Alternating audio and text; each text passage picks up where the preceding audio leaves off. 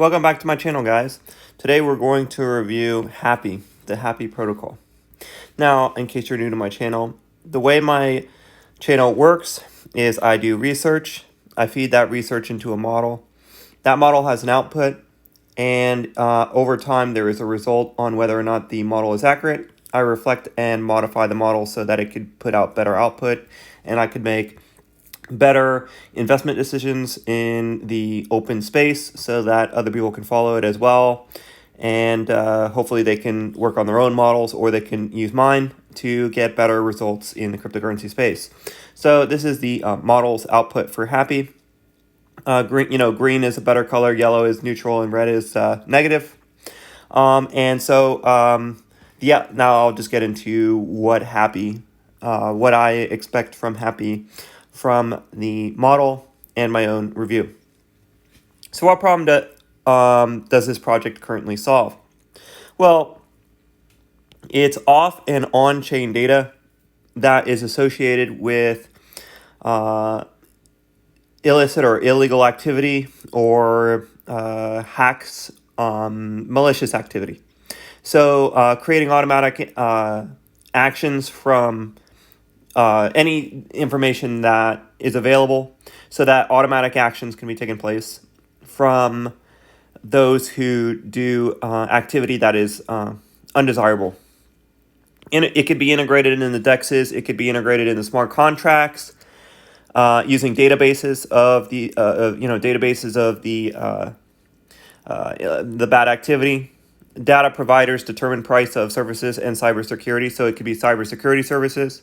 It could disincentivize those who perform hacking or theft in crypto, because their accounts could be reported and they could become, even if they try to move the money around, it'll automatically be added to the smart contracts and into the data. So, and DEXs might be able to shut them off by writing into the protocol integrations of the HAPI protocol. So it could be things like that. Automatic actions taken with information provided that connects any activity to hacks or illicit activity or malicious activity. It is a Ukraine-based team. And they started May. Now, one thing to consider is it is a Ukraine-based team, and they started in May of 2021. And we had the Russia invasion of Ukraine in February of this year. So that is something to consider about this project right off the bat. So I'm just going to go into the model. So I put neutral expectation for increase in demand for the token. And I put a neutral price expectation. Regarding the what I think for the model's output for whether or not this project is well known, I put that it is not well known in the social media space. As far as the roadmap goes, I put neutral for that, as far as whether it's bullish or activity or not. And some of the things that this is a 2 year, this is on a monthly basis, 3 months, 6 months, 9 months, 2 years, 1 year.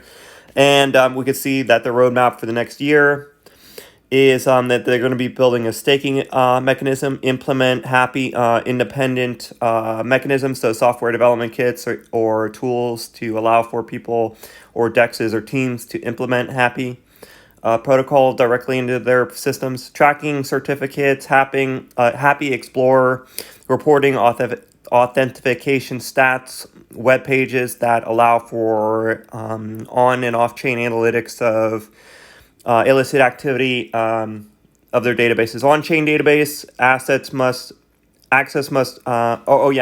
most popular blockchains, multi-source data aggregator. So aggregating the data from the hacks into to get together. NFT tracking, public proprietary visualizer. So they're gonna have visualization tools, data analytics, and self-hosted oracles for independent reporting. So those are the things that they hope to build out in the next year or so for the timeline. money needed to move price up decreases, I put that as neutral. Tokens on the sell side of decrease, I put that as neutral. Now, regarding some of the bullish components of this model, it is close to the ICO price. They're only 2.6, two or roughly 3 times the ICO price. So it's not something that you would be buying. It has lower risk of getting dumped by the ICO investors because this project has already seen dumpage. So has the rest of the crypto market at the making of this video. But this one isn't like 100x its ICO prices. Like, if you buy Solana, you're buying something that's 1,000x from the ICO prices. This one doesn't have that ICO risk, at least right at the making of this video. So that is good from a price performance perspective. And it is not under any kind of hype price performance wise because it is not experiencing extreme price increases. It's actually going, it's been going down. So it is a very, very small market cap. Circulating is 8 million, diluted is 13.4 million, and its token has a price of $13.40 at the making of this video. Token supply distribution, more than 50% of the tokens are released. You can see that we're at the 75% mark at the making of this video. 75% of the tokens are released. All of this is irrelevant stuff. It's just token model stuff. Low inflation, I put that it is a low inflation. We don't expect super bad deflation for this project. Inflation because of how many tokens are released, etc. Now, some of the things that are more neutral. Token used for services and governance. I didn't like the token model that much, so I put it as neutral. The token model. The token is used. The token is on Ethereum, Binance, Solana, Near, and Polygon right now. It's got data submission. It's used for data submission fees for reporting on hacker or malicious activity. So you need the token to report on malicious activity. The token is also governance over the HAPI protocol, and you have to stake the tokens to have that voice, and you elect data providers voting proposals. So in order to participate in the network, you need to stake the tokens, and it's Oracle rewards. So you get rewards for reporting correct information. So that is the stuff that the token is used for. The value of the target market is fraud prevention detection services. In the general United States, so this is the general size of the market. So fraud prevention detection services in the general United States, for comparison, is 10 billion. It's a 10 billion industry out of a $200 trillion industry, all financial services and stocks and equities and those kind of things. So we can see that represents 0.005% of that market. So for crypto, that equals 50 million at current prices. So that gives you an idea of the size of the market. It is a very valuable service provided, but what is the cost of that service? And for if HAPI, let's just say, corner it for the entire crypto industry, that would be a $50 million market cap right now for the services provided, if it's equivalent to the ratio of fraud prevention detection services in the general United States. So the ratio between how much people or how much financial services are willing to pay for those services as a ratio of the total services that exist in that market. So if HAPI was to capture entirely, it would be something like a 5x, at crypto's current market cap. But obviously, people might be willing to pay for more, just using that ratio knowledge to your understanding. Okay, so as far as exponential growth, I put that it's not really servicing a market that extensively right now because it's got about 30K USD liquidity depth. So if you think about liquidity depth as being the service provided, because anyone who wanted to use his service, if they did a big job or if they did a big task and they want to exit, they're going to move the market for this project 2% if they want to exit with $30,000. So it's not very big. So that means they're not doing a lot of service providing right now. But if there is a lot of liquidity in the future, that's how you know that they could that the service provided can exist. So if it was in the millions, then you could have theoretically millions of dollars of services provided because this project is a derivative of the liquidity provided of its token, because its token entry and exit from the token is payment for services provided. Like if someone wants to exit the money they were paid for a job, a task, etc., then they would be moving the market 2%, with $30,000. So that, so you want to think about the volume that would be capable for them to execute at this time with that kind of liquidity depth. So I put neutral for now, as whether, servicing a niche, etc. Now, regarding the governance component of this project, of the model, they have a clear vision, cybersecurity counseling protocol. So, counseling with this protocol, it could equal automatic transactions, automatic actions taken with fraud activity, as we've mentioned before. So that's the vision, servicing the crypto space with that. It is, like I said, it's centralized right now, but it will be moving to a DAO structure in the future. And so that means it's extremely important that you trust the team. And they all seem trustworthy from my research for that. High quality actions. So regarding the team, I did put them as lower, neutral. And it's not because of the team skills or anything. It's because of the regional turmoil of the Ukraine. And the team doesn't have any really solid home runs, like billion-dollar startups, millions of customers, or any, inventions that are substantial. So I just put it as neutral because of these things, because of the Ukraine setbacks. I'm sure that anyone that has been working in the Ukraine has to get out, and then they have to think about that. And then there's like what they're going to think about their home, and all of that extra turmoil is going to be difficult to work under. But that being considered, but I will say that from my research, they lately have been making releases even after the Ukraine war. So that is good, that they're continuing to put in the work for their investors. So I put the team is still trustworthy. Solana, Near, and Chain Analysis are some of their strategic partnerships. So that they're working on Solana and Near and Chain Analysis.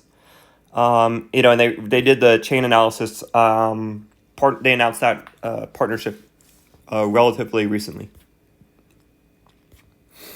Okay, so major onboard, they don't have any major onboards, but I would say that this would be important for price appreciation in the future if they can get a major client like Binance or something to run everything through the Binance's activity. That would be a big deal, and that could potentially make them instantly 10x. So and they would do that before it became public, in my opinion, because the insiders would know and they would buy up the token if that was to happen. So if you speculate on whether it's going to happen or not, a big partnership could potentially equal price action. But right now it's neutral, which is good from a price action. This should probably be green, because if they do accomplish a major onboard, that could be that like where someone big integrates into their system and will have consulting fees, that would equal a larger market cap, because services provided, etc., would be larger. Now it's like a traditional company in a sense. So all of the developer experience, developer motivation, high value upgrades is normal. Basically employees that would be paid by the company, etc., or paid by the DAO, etc., etc. So it's like a company in that sense, because the DAO will choose to pay people as needed, or the oracles will be paid as needed from the protocol for the services provided. And I put best option of the competition, because I don't really know of any other protocols that are addressing this in an automatic way. At least I'm not aware of it right now. So I put that it is the best one, because it's the only one I'm aware of at this moment. Moat, Flywheel, and I don't think there will be a moat for these kind of services, because anyone could, if they build a substantial database, that could be what could be the moat, is their proprietary database and their proprietary smart contracts.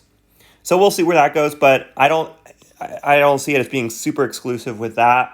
I could be wrong, but I don't think it would be something like difficult to replicate by some other service provider who would do the same thing. So maybe Binance would have HAPI, and then KuCoin would have a different service provider for someone who does these fraud databases, fraud prevention, automatic actions, etc. Another thing to note is the governments would likely be a big customer of this. But it's up to the individual protocols to implement them, especially if they're distributed like Ethereum or whatever, or Uniswap or whatever. If it's a decentralized exchange, if it's a decentralized service, then the service provided is going to be up to the free market on whether they want to implement it or not. And so it'll be whether their customers demand. So these are all things to think about, right? Whether or not this protocol, HAPI, will be implemented is whether or not the customers demand fraud prevention services, and whether or not that makes a big difference, and whether that cost is worth it or not. So those are, if you're using a Uniswap, and and there's another competitor, and it says, hey, we're audited. We have this service provided. We have the same liquidity or something like that. But we also have fraud prevention. So if someone gets hacked from our services, we have smart contracts that automatically cut it off. So the likelihood of us getting hacked would be lower, or even our insurance rates would be lower. So these are all things to think about in the long run. And I'm sure that HAPI will, maybe be able to lower people's insurance rates if they implement it, etc. So they should form a partnership with insurance. So, they definitely have a relevant, valuable service provided. HAPI definitely has a service provided that is definitely needed. So the service provided going to increase over time. I do think that is the case. Network effect, I think that they will continue to capture. I think they will continue, as long as they keep working and adding value to this, they will capture some kind of network effect, and they will provide a more and more valuable service as automatic fraud prevention services become more and more needed as crypto takes off in the future. And I put large business models that demand token to reflect their needs. I put it as neutral, even though there could potentially be large businesses that would need a token. They may use the token for the services, but there's no mechanism of them hodling. There's no reason for them to hodl unless they want to participate in governance. That's what I mean by it has a generally weak token model, in that you need it for the services provided, but you also could need it for the governance. So, the only people that really need to hold this token are the governance, and that, if you want to be part of the governance, if you want to be in control of this, then that's the case when you would need to hodl the token, and the token will have some free float.